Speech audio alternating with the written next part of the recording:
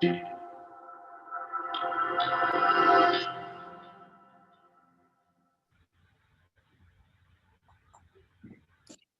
everyone, if you are getting tuned back in, we are concluding our 2 days of fantastic sessions and wonderful conversations and insight that we have gained.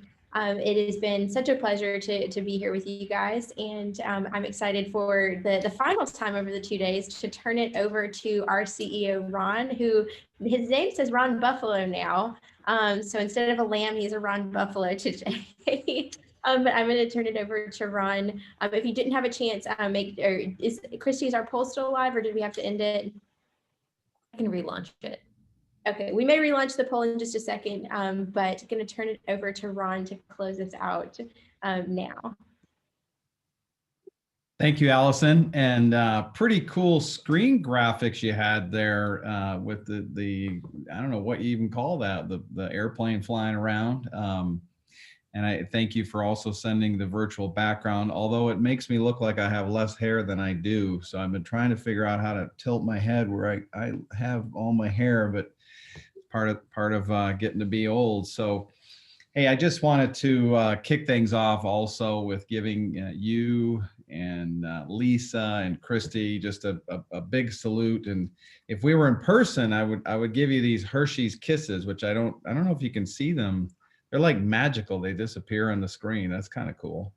But anyway, I have 3 Hershey Kisses, which I wish we were there where I could give each one of you. So you'll have to put that as something I'll be able to share with you later. But hopefully everybody can join me. Look, I think everybody in YMCAs and JCCs has put on conferences and meetings and things, and they just don't happen by themselves. It takes a lot of coordination, a lot of effort, working with outside folks like John Akoff and things of that nature. They just don't happen on their own. So I just want to first and foremost say thank you from the bottom of my heart for pulling all these things together.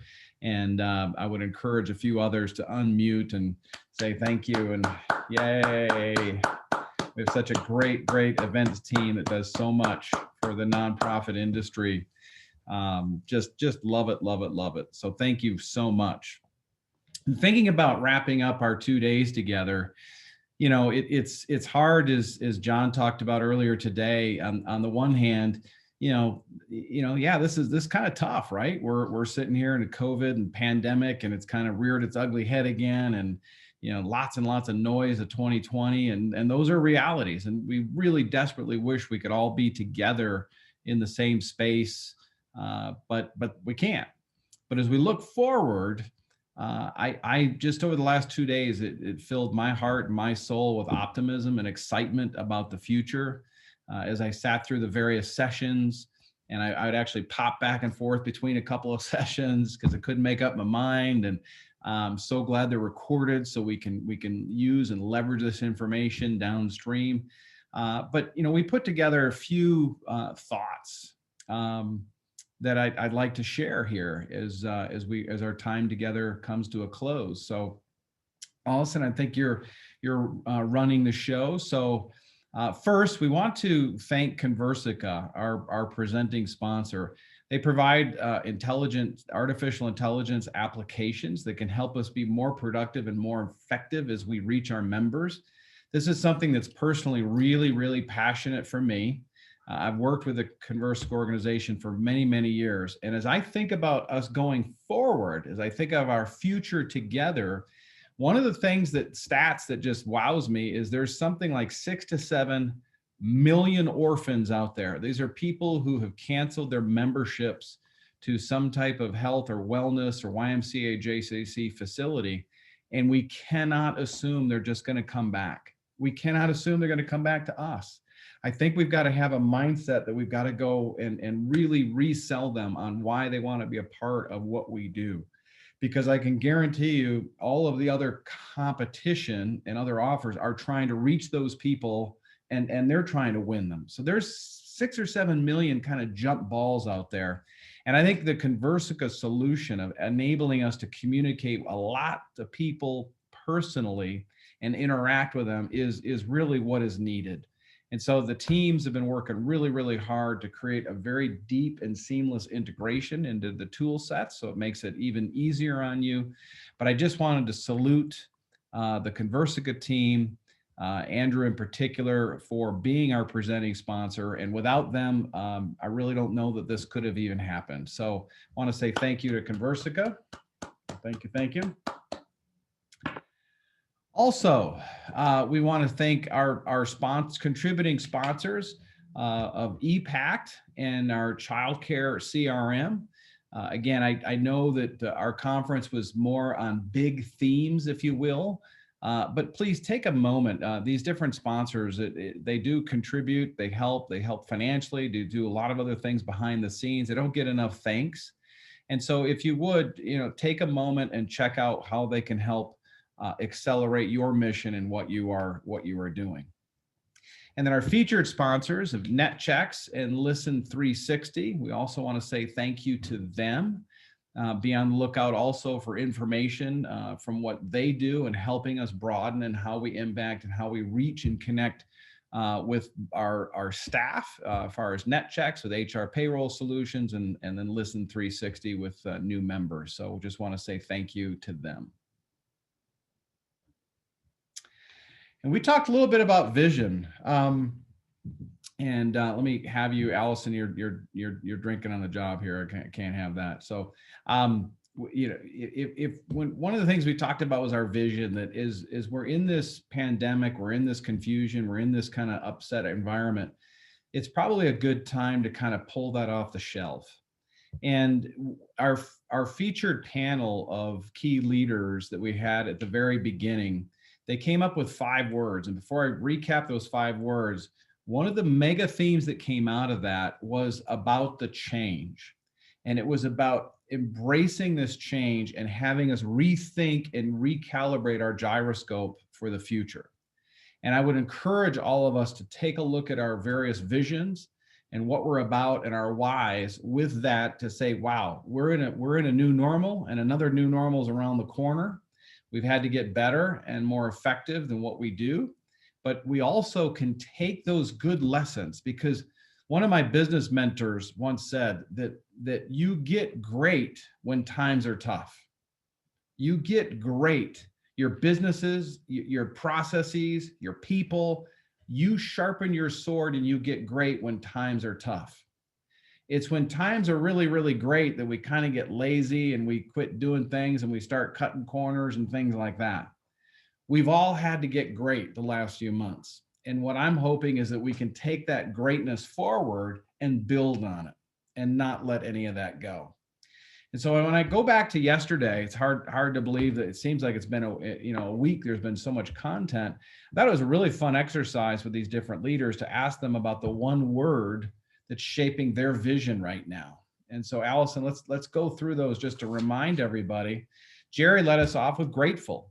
And it was very interesting how often, even the challenges that his why has been getting, he talks about being grateful for those challenges and how they're able to adapt and change around that. So I thought gratitude is kind of the attitude we should all start with. And then Steve Ives came up with irreverent, which I've gotten to know Steve over the years, and that definitely describes Steve and his approach to things, and being irreverent of, look, we're going to kind of tear up the old playbook and we're going to begin anew. And one thing he said to me, and I made a little note, he set a goal for 30% of his revenues coming from philanthropy. And I can tell you, Steve and his team have been working really, really hard to reach out to caring people in that greater Houston community, and it's working. They're answering the call. And so what an amazing reset to get from our historic levels of 5 to 10% to 30. I think it's probably something we all can take forward. And then we look at Jim Needles. Jim, Mr. I'm not going to pivot Needles. I'm going to have a lot of fun with that, Jim. I want you to know, probably every email for the next few years from me to you is going to have the word pivot in it. But, Jim, I love it with the doing the marathons, doing the cycling, doing the all of the things. He's going to be doing a triathlon here. I mean, that's just awesome. but he starts every day with a moment around what we're trying to do in the movement. And I think I love that anchoring in service. How can we serve others and make our communities better? So that was really, really inspirational for me.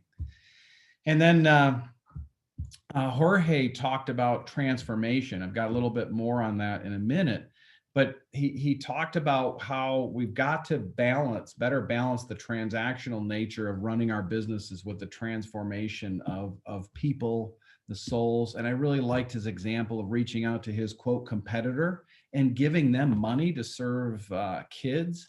That was just awesome. So it was great to hear from him. And then we rounded it out with John in Houston, which talked about responsibility. And I loved how he wraps everything in their purpose, the greater purpose of what they're trying to accomplish. And that was terrific to hear John's insights of kind of marrying the strategic with the tactical, but never losing sight of that responsibility we have to transform our communities. So that was just a fun exercise. And I just really grateful to those folks giving their time to share their insights with us. And I've got pages and pages of notes from that conversation, and I hope you did as well. All right. Well, when we talked about responsibility, yeah, you know what? Let's go back to that one, Allison. That was definitely worth reading. How can we have a greater impact? We decided to have an aggressive approach in our marketing strategy to get the word out of who we are and making us relevant to our community. We're seen as a catalyst to change in our community. That's what he means by the whole aspect of responsibility. That's much better than the way I articulated it. So you think about what is required to be successful. And another thing that I learned in all of this is that I think Becky Irby and Charlie Peters might be the smartest ones in the entire webinar because they have so many books behind them. Although I do want to find out if those are real books or like a fancy screensaver. Charlie's not gonna tell us, but man, if they've read half those books, my goodness. Anyway, but thinking about being success, yes, we got to read a lot of books and we got to learn. There's no question. That's a key aspect about our success. But I would encourage each and every one of you to think about what are your key ingredients to your success formula. There's a lot of table stakes things, but what are your key ingredients? We shared a few from Daxco's perspective, where our number one focus is on our people, hiring, developing and retaining the best people. That's our number one thing. It takes up probably most of our psychic energy. But then we talked about three others that guide us in what we believe is our kind of secret sauce to our success. Go ahead, slide, please. And then we went through some exercises about what we should stop doing and start doing and continue doing. So stop doing, one that jumped out at me was, I'm used to using the clicker, was something that Jorge shared with us. I believe the YMCA has been at a crossroads of the tension between transactional and transformational. And COVID drove us deeper into that space, focused on mission, saying goodbye to what was, but what we didn't say goodbye to is our mission to transform people's spirits, minds, and bodies. That's that balance of transactional and transformational, and that we've got to not lose sight of the latter. Well said from Jorge. What should we keep doing? And hopefully in your homework assignments, you thought a little bit about what you should keep doing. And what I got out of our Accelerate conference, Allison, you're killing me here. John mentioned something earlier today. Ask right now, who are you doing this difficult job for? And he also talked a little bit about what do the people you're serving, what do they care about? And I love the whole chimney sweep conversation that, it was about the dogs. I kind of thought he was going to a different area where it was like, publishing something about, backed up chimneys kill dogs or something like that. That's where I thought he was going. Well, I'm Lisa. That's what I thought. But the whole part about the postcards with the dog is brilliant. That's just such a great insight. And I've never heard that before. So I love that. But thinking about that, who you do this difficult job for, the other story he shared the hospital administrator with the donor walk. I was so glad I wasn't on camera because I got choked up about that. And so one of the things that it drives my passion each and every day is just being able to be a part of a company that helps you transform your communities. And that's my passion, is being a part of a team that's powering health and wellness and giving you the tools and services and products so that you can enable that community transformation. And it's never been more clear than the last 7 months, seeing all the great things that you have done in response to this pandemic. So hopefully we all understand who we do our difficult jobs for. And then John Cardone added yesterday, cause is front and center. It's not about taking a swim lesson. It's about changing a life. Man, that's a quote we can just put on the front door and call it a day. I love that whole aspect. It's not about a swim lesson. It's about changing a life. Thought that was very, very well stated.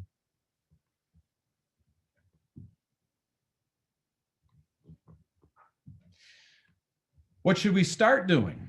Here's some example of that from one of our speakers. Steve talked about if it scares you, then you're probably supposed to do it. Being uncomfortable makes for something greater down the path. And I think John even talked about that a little too, about courage, right? Courage is stepping in there when you don't necessarily have certainty and facts. And that little diagram he had of the stage, here's the exit and here's the stage. And, it's tough. It's tough jumping on stage. I always get nervous when I do these Zoom calls and talk to people. And there's lots of things that take us out of our comfort zone, but we rarely can transform the world from our comfort zones. So appreciate Steve's insight there. And then Brittany this morning talked about take the Buffalo Challenge. This has become kind of our rallying cry here at DAXCO. It's become our unofficial, if you will, mascot. In fact, probably official by now. We saw this storm of COVID and the pandemic and the civil unrest and all those things. And the team really stepped up and charged the storm and tried to figure out ways that we could help you. This Accelerate conference is another great example of that. And we find that taking the stairs and charging in the storm is the right growth mindset attitude to have when we're facing those difficult challenges. So hopefully you can take some of that growth mindset, take some of that kind of buffalo spirit of charging into the storm with you as you move forward and transform your communities. And then we had this shared by Bjorn Bjerko, which was don't let something you don't fully understand unravel everything you do know. And this is insightful on a lot of different levels. We do know so much, and we have many principles that ground us morally, ethically, et cetera, et cetera. And sometimes we get knocked off our game. Sometimes we have curveballs. Obviously, we've been living in a perpetual series of curveballs in 2020. I was talking to my 16-year-old daughter about something, and I said, what's funny is when I was your age, they talked about 2020, everything will be perfect by then. And for the last 20 or 30 years, business meetings after business meeting is Vision 2020. Oh, 2020, everything's going to just be great. My goodness, if they had any idea what we were in store for. But making sure that you're grounded on those things you do know can lower the tension and lower the fear of doing things and uncertain things and working on difficult projects. So I thought that was a great insight as Bjorn talked about having the pillars of clarity of purpose, focus, alignment, and freedom to execute. So as we finish our sign off, again, I want to say thank you to all of you for showing up. Thank you for all of our presenters. The content was very, very rich, very deep, very, very informative, and frankly, just plain inspirational as we look forward to the future. As John Acuff said, that it's okay to recognize we don't really like our circumstances right now, but let's always continually point to that future and that future together that can be more positive, more impactful, and really, really transform the lives of those we serve. So on behalf of Daxco, thank you very, very much. We sincerely appreciate your participation, and we look forward to having a happy new year as we turn the calendar over next January. Take care, everybody. God bless.